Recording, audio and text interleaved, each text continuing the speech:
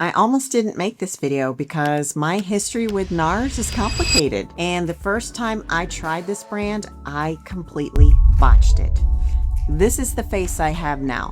Full face of NARS, mature, dry skin, 58 years old, and no filter doing the heavy lifting. Today, I'm going to walk you through exactly what I got wrong back then and what I do differently now. Stick around because by the end, you'll know exactly which of these are worth your money on mature dry skin and which ones I'd skip if I were you. Here's exactly what's coming. 2 NARS foundations head to head so you know exactly which one actually fits your skin. And the mistake I made years ago that cost me a whole season of feeling like nothing worked on my face. However, I want to do a quick detour before we get into product. So rewind a few years, I was right in the middle of perimenopause and it felt like my face changed overnight. My skin texture shifted, my tone shifted, even my usual shade of foundation started looking wrong on me, and I couldn't seem to find the right formula or the right shade for the face that I now had. In the middle of all that, I bought my first NARS foundation off a glowing review from someone who did not have my skin, some 20-something skin, dewy, no texture to manage, and definitely not a fine line in sight. I put it on, and within hours, it had settled into every line on my face like a tiny river system. My skin drank it in, and then it ended up looking parched, and I remember standing in the bathroom at work thinking, this is a prestige brand. Why do I look worse than I did with a drugstore brand? Here's what I didn't understand yet. My skin was changing faster than my routine was, and NARS isn't one finish, right? It's a whole ecosystem of products. And mature dry skin, especially skin in the middle of hormonal changes, needs you to pick the right ones out of that ecosystem, not just grab whatever's trending. Before we start the NARS deep dive, I like knowing who's exactly behind the brands I put on my face, and I am a big advocate of supporting makeup artist founded brands. NARS was started in 1994 by Francois NARS, who is a French makeup artist who'd already spent a decade doing editorial and runway makeup in fashion before he ever launched a product. The whole brand began small, 12 lipsticks sold exclusively at Barney's, New York. He ended up selling the company to Shiseido in 2000, but he kept creative control as creative director, which is honestly part of why the brand still feels like it has one clear point of view instead of 100 trend-chasing ones. Before any beauty product touches my skin, I hydrate like it's my job, because on dry, mature skin, it basically is. I did my skin prep earlier, so it's had plenty of time to absorb. And as you know, I love these guys. These go on first while I do the rest of my routine. Mature under eye skin is thin, and it's usually the first place that reads dehydrated on camera. So a little extra serum and these non-slip patches will do the trick, and my eyes will be concealer ready when it's time. I'm gonna go in and prep with the NARS Soft Matte Concealer because this formula makes a great lid prep to give your eyes that even canvas that mature eyes need, because we have less elasticity, we might have some redness, we might have some veins, and we want that nice, smooth, even canvas when we go to apply our lid color. Now this one is in the shade, I think, 2.3 Madeline. I'm just gonna put a little on here, and then I'm just gonna blend it out with my fingers, and you can take it all the way up. This one, as you can see, because it's a matte, it's a little bit drier. So the reason why I want to blend it with my fingers, because my fingers are warm. So I just want to get that in there and just lay the groundwork for the color that's about to come. Now, because this happened to be more of a matte, I am not going to go ahead and set this with a translucent powder like I normally do because I don't feel it needs it. I'm actually just going to go in with the eyeshadow palette. So I thought I'd use the eye quad in Kuala Lumpur today to keep the eye look soft and minimal. I'm I'm going to use the NARS Longwear eyeliner in chocolate brown because brown softens the whole eye area while still defining it and doesn't give the harshness of a black eyeliner. And I'm just going to wiggle it right up here into the top of my lash line, not on the skin, into the actual lashes, because that's going to give my lashes more definition. The two colors I tend to gravitate towards when it comes to eyeliner is either a dark chocolate brown, a bronzy color, or I've really been digging gray lately too, and there's not many brands that are carrying gray eyeliners. So I just want to get that up in there.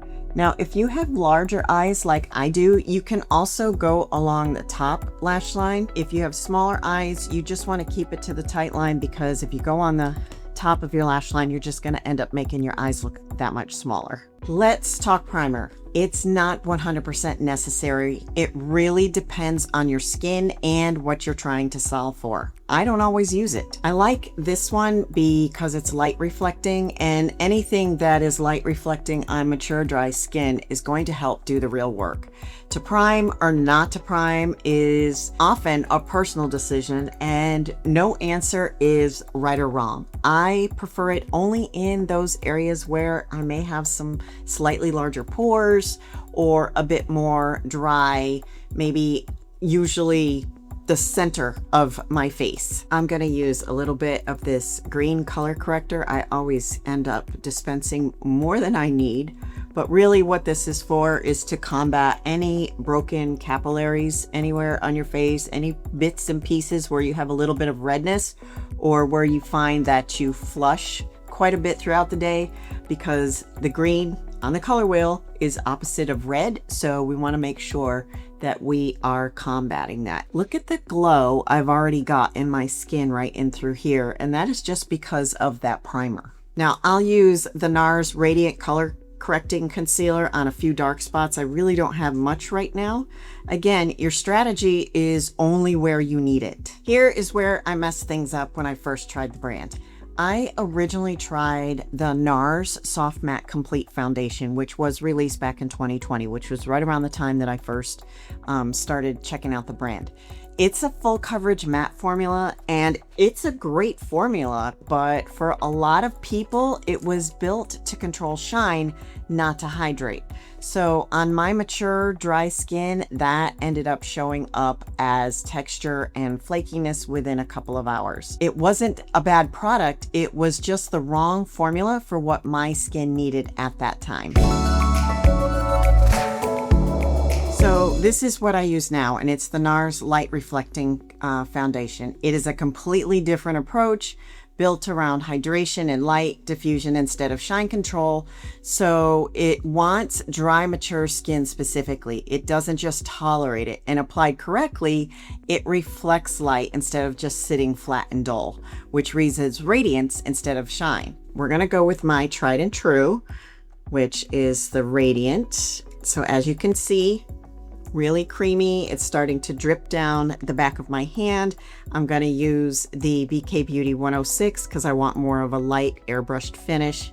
I'm going to work it into the brush, and let's see what we've got here. I think it's pretty decent, and I'm just going to work this in, just going to buff it. It just feels amazing on my skin. It honestly feels like nothing. What I wanted to do today, though, was something a little bit different, because this has been my go-to for quite a while now. I wanted to actually test this out against the NARS Radiant Longwear Foundation. I want to see what the difference is, how it plays on my skin, how long it lasts, what if the finish is any different. So we have the same prep on both sides, but we're going to do completely different just in the fact that this is Longwear. Longwear tends to be a wee bit drier because you want it to last for a long period of time, whereas this is more creamy serum-like.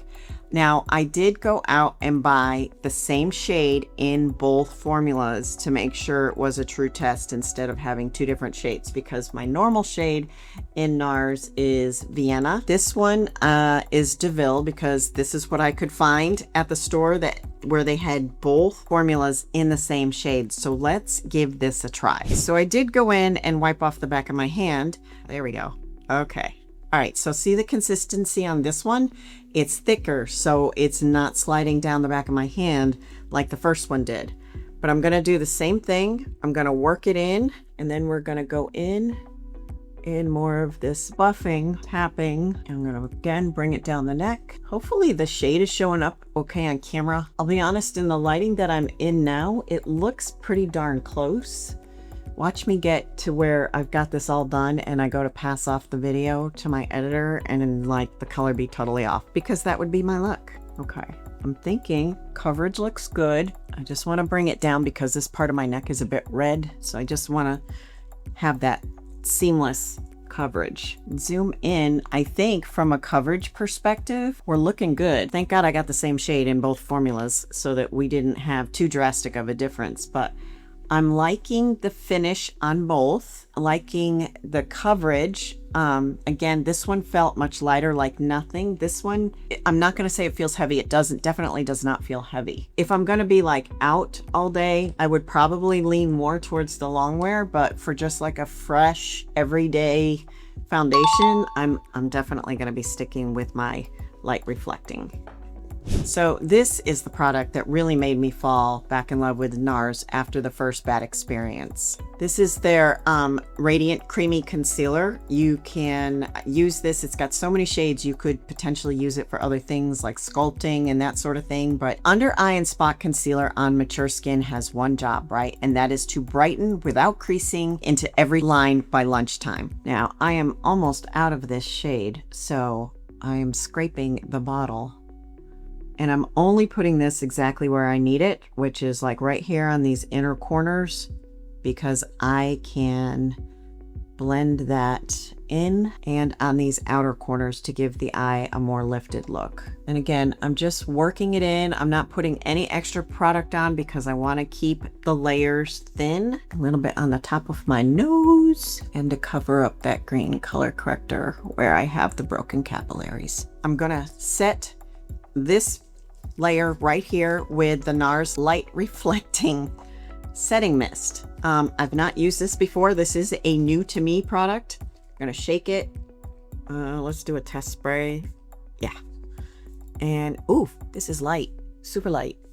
I do feel a couple of heavier drops, even though it's a mist. So one of the tricks that I learned from Danessa Myricks, I'm sure, you know, other makeup artists have done it too, is once you put on your setting spray, is just take your sponge and just tap it in to make sure that it has fully absorbed and you don't have any of those drops that could mess up your future layers of makeup. So let's get into color complexion products. If you like to contour, and not everyone needs to, this is called the Multiple Sculpting Stick. I have it in the shade Isha. I think that's what the shade is called. I'm just gonna tap a few dots here. This is a beautiful, light, cool toned formula, which is perfect for camouflaging.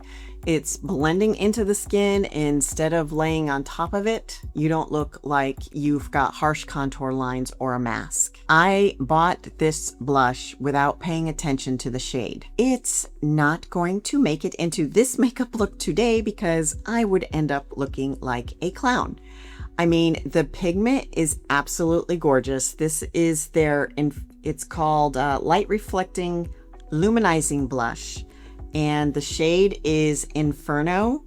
I mean, it's stunning, absolutely stunning. In the pan, it's scary, but it's actually not scary once you get it on. It's so flippin' sheer. I think we might try this. So I'm gonna use my Refer Shoto 05 because it's got a nice little fluffy head. You've got some unevenness with the bristles, so it's not super dense. But we're gonna swirl into this.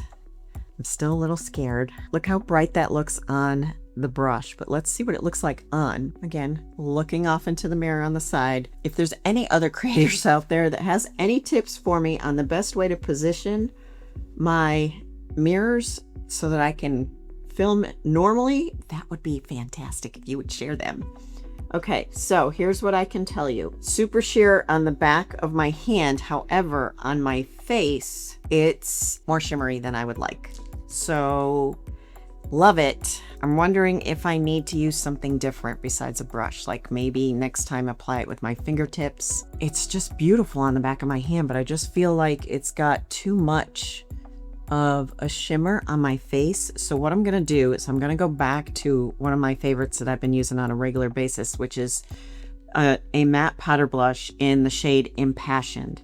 I'm going to use the same brush. I don't need to get crazy with changing up brushes. You'll notice that I reuse my brushes quite a bit to see if I can take down some of this shine. If you feel like your blush is too much, your bronzer is too much, something goes completely awry while you're applying your makeup, just go back to your foundation brush. You don't need to put any additional product on it, and just tap it over those areas to diffuse it. Normally I'm a cream blush galley, but I couldn't find, I swear I have a NARS cream blush somewhere around here. I couldn't find it. So we're gonna go in with the NARS bronzer in powder bronzer in Laguna 02, and it says original on the back, so I don't know if maybe they might have had Laguna in a different shade and just reformulated it or what, but I'm just going where the sun would normally catch me. So we're going to put a little bit on the tip of my nose. I love this Nikki LaRose brush. This is the N18, and I'm just going to put a little bit over here to bring some warmth back to the face. Now I don't have any NARS lip products or a mascara. So a trick, right? Sit back from your mirror, or even stand up and go look at the mirror from a different angle if you want to see what your makeup looks like at a distance. I think that's super helpful when you're so close to the mirror and you're just doing stuff like your normal routine, and then when you step back you're like, oh wait, gotta fix that. I find it super easy to just step back for a second and take a look at the whole picture from a distance, and then you'll know where to adjust. Another pro tip while I'm finishing up my eye area: if you are interested in a makeup product, a lot of the brands you can buy minis. So for example, I'd never tried this blush before, so I got the mini because I want to make sure I like it before I commit to a full size. I've seen that with other brands as well. NARS has little teeny tiny versions of their blushes. I don't know if that was something that they were only offering during the holidays, but I have some of the blushes in shades that I'd never tried before. Wasn't sure if they were going to look good on me, so I got those little baby ones so that I would have something to try, because you know, every dollar we spend, we want to make sure it stretches and we get value from it. So let's finish everything off with one more pass of the NARS setting spray, and here is my honest recap. NARS didn't fail me all those years ago. I just didn't know which products in that lineup were built for skin like mine. Sometimes it takes some trial and error before you find your ride or die beauty product. So if you want the skin prep piece of this locked in look before you ever pick up a makeup product, you can grab my free 8-step skin reset over on my website. It's 8 tips that give your skin the advantage it needs for flawless makeup application. I'll have everything I used today linked in the description box below. And I would love to hear your makeup horror stories. Tell me what makeup product you've tried that completely failed you. I do read every comment. And until then, I will see you in the next video with more tea, tips, and tools for your pro aging power moves.